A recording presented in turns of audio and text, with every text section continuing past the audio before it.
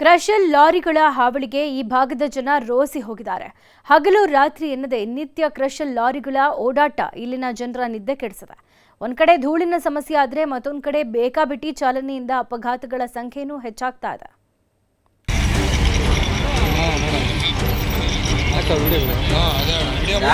ಸಮಸ್ಯೆ ಆದಾಗ immediate police ಬರ್ತಾರೆ. ಪೊಲೀಸ್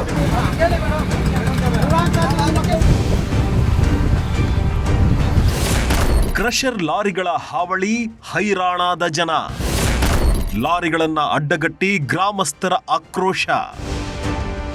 ಕಿಲೋಮೀಟರ್ ಗಟ್ಟಲೆ ರಸ್ತೆಯುದ್ದಕ್ಕೂ ನಿಂತಿರೋ ಕ್ರಷರ್ ಲಾರಿಗಳು, ಇತ್ತ ಪೊಲೀಸರ ಜೊತೆ ವಾಗ್ವಾದ ನಡೆಸ್ತಿರೋ ಗ್ರಾಮಸ್ಥರು. ಈ ಎಲ್ಲಾ ದೃಶ್ಯ ಕಂಡು ಬಂದಿದ್ದು ಬೆಂಗಳೂರು ಹೊರವಲಯದ ಆನೇಕಲ್ ತಾಲೂಕಿನ ಅರೇಹಳ್ಳಿಯಲ್ಲಿ. ಹೌದು, ಈ ಊರಿನ ಜನರಿಗೆ ಈಗ ಕ್ರಷರ್ ಲಾರಿಗಳೇ ಕಂಟಕವಾಗಿ ಬಿಟ್ಟಿವೆ. ನಿತ್ಯ ಧೂಳು, ಕರ್ಕಶ ಶಬ್ದ ಕೇಳಿ ಅರೇಹಳ್ಳಿ, ಬಸವನಪುರ, ಲಕ್ಷ್ಮೀಪುರ, ತಮ್ಮನಾಯಕನಹಳ್ಳಿ, ಚಿಕ್ಕಹೊಸಹಳ್ಳಿ ಸೇರಿದಂತೆ ಹಲವು ಗ್ರಾಮದ ಜನರು ನಿತ್ಯ ನರಕಯಾತನೆ ಅನುಭವಿಸುತ್ತಿದ್ದಾರೆ. ಪ್ರತಿದಿನ ಸಾವಿರಾರು ಲಾರಿಗಳು ಎಗ್ಗಿಲ್ಲದೆ ಓಡಾಡ್ತಿವೆ. ಇಷ್ಟೇ ಅಲ್ಲದೆ ಬೇಕಾಬಿಟ್ಟಿ ಲಾರಿ ಚಾಲನೆಯಿಂದ ಪದೇ ಪದೇ ಈ ಭಾಗದಲ್ಲಿ ಅಪಘಾತಗಳು ಹೆಚ್ಚಾಗ್ತಿವೆ. ಕ್ರಷರ್ ಲಾರಿಯೊಂದು ವೇಗವಾಗಿ ಬಂದು ರಸ್ತೆ ಬದಿಯ ವಿದ್ಯುತ್ ಕಂಬಕ್ಕೆ ಡಿಕ್ಕಿ ಹೊಡೆದು ಹಳ್ಳಕ್ಕೆ ಉರುಳಿ ಬಿದ್ದಿದೆ.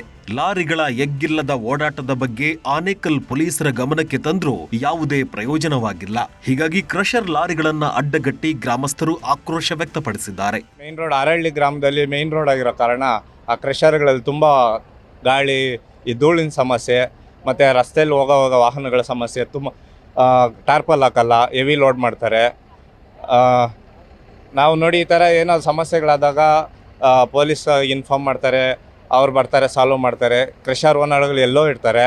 ಇಲ್ಲಿ ಆಗ್ತಾ ಇರೋದು ಪ್ರಮುಖವಾಗಿ ಅರಳ್ಳಿ ಗ್ರಾಮ, ಈ ದೇವಸ್ಥಾನ, ಕರಕಘಟ್ಟ, ಚಿಕ್ಕೋಸಳ್ಳಿ, ವೆಂಕಟೇಶ್ಪುರ ಇಂಥ ಗ್ರಾಮಗಳಿಗೆ ತುಂಬಾ ಸಮಸ್ಯೆ ಆಗ್ತಿದೆ.